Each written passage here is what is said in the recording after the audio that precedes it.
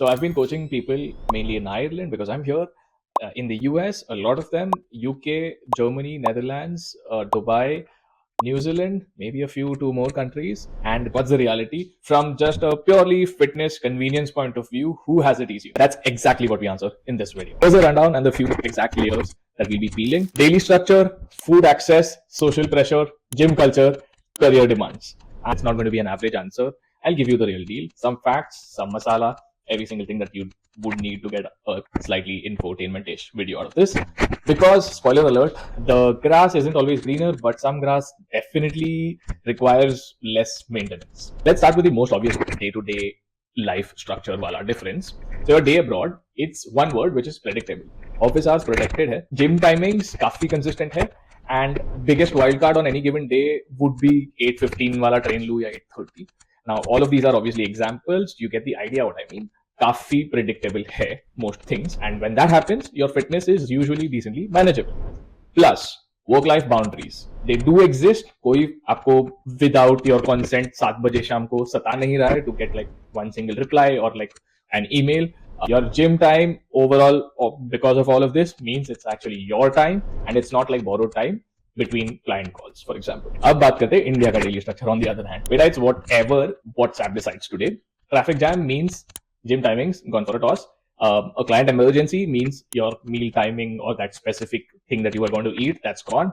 Family function at 6 p.m. that means your fasting window, if you're doing like an intermittent fast, just became a polite suggestion. But people who succeed here in these circumstances in India, they develop this incredible adaptability, ekdam jugaad wala fitness mindset. They become literally fitness ninjas, working with the worst of variables and obstacles instead of needing perfect conditions. So ask yourself, are you someone who needs structure to stay consistent? Of course, that's all of us. I understand that, but you get what I mean from my two examples. Or does too much structure make you complacent? Like, for example, what a typical NRI life would be. Because I've seen NRIs who've gotten comfortable and stopped pushing, and Indians who built incredible physiques while managing complete chaos and 16-hour work days. So choose wisely. Coming to the second variable now, which is, drumroll please, food. So listen up close. This is where it gets really interesting. Abroad, you walk into any Tesco, Kroger, Super Value, the usual chains.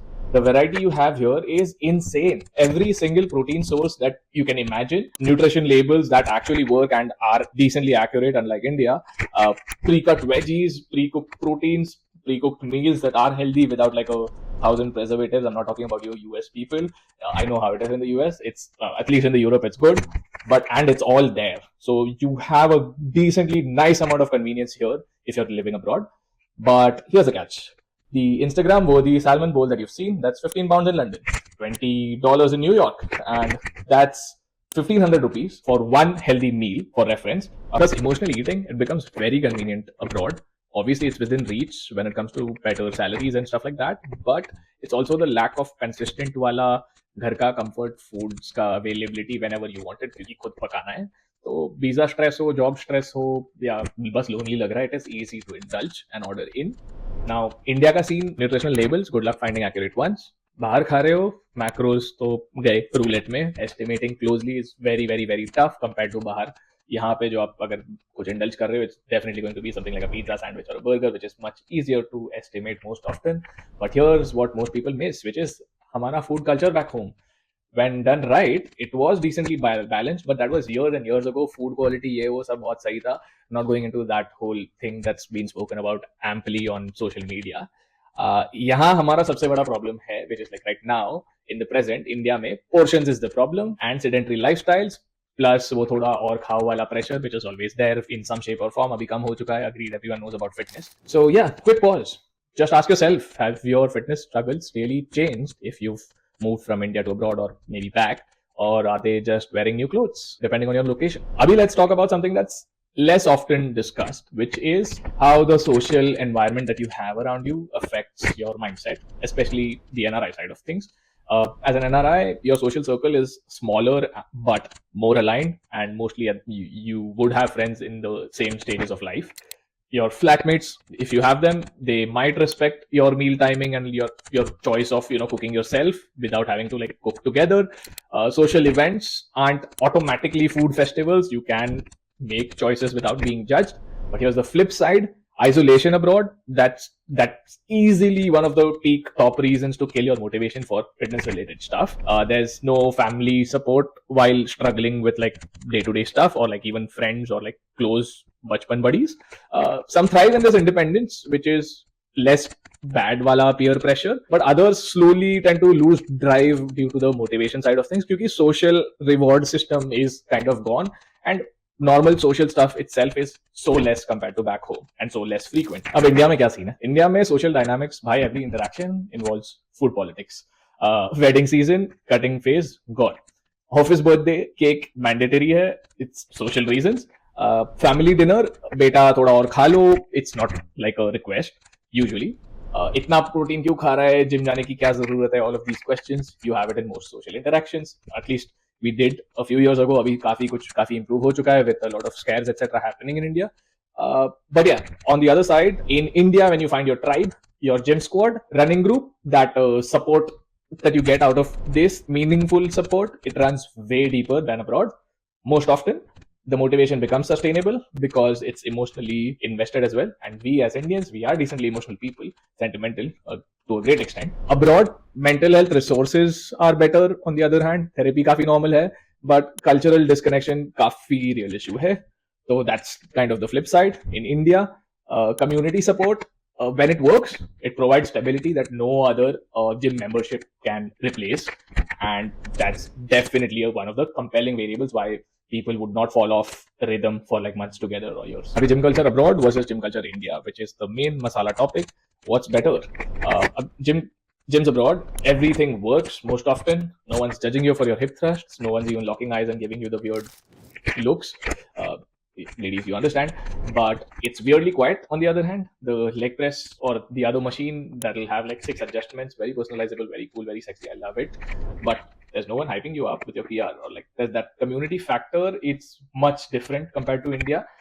India में भले सब कुछ थोड़ा फालतू सा हो, या definitely not an attack. I've been to some amazing gyms and it's definitely getting way better year on year. But you get what I mean. It might be rough around the edges, but still you'll have 3 uncles locking eyes and at least giving you verbal or non-verbal support in some shape or form. Lastly, abroad, costs add up fast. To India, you know the costs, it's quite cheap. Of course, it can be hit or miss. Some have better equipment than abroad. Others have dumbbells from 1994 and some machines that are, or AC, that's under repair since 2019. But that AC free plate sharing gym again might push you harder than a gym abroad because, again, community, and that matters. Social aspect is the reason why some of the other sports like say yoga or Pilates are catching up. It's definitely not the effectiveness that compares in an apples to apples comparison. No attack here. It's the social aspect, and that matters. And in the end, when it comes to any good activity, consistency is what drives results, grand scheme of things. Now here's the verdict, what you've been waiting for. What's better?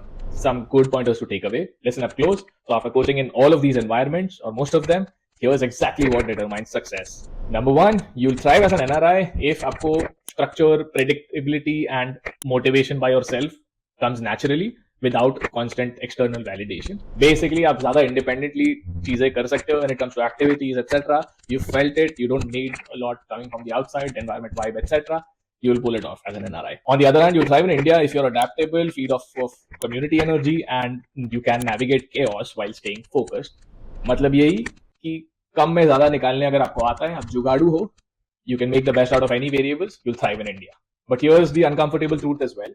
कि environment overall matters way less than what you think, which is ये जो बाहर रहना या India में रहना. I've seen transformations in cramped Mumbai homes and schedules, and I've also seen people fail with unlimited budgets abroad.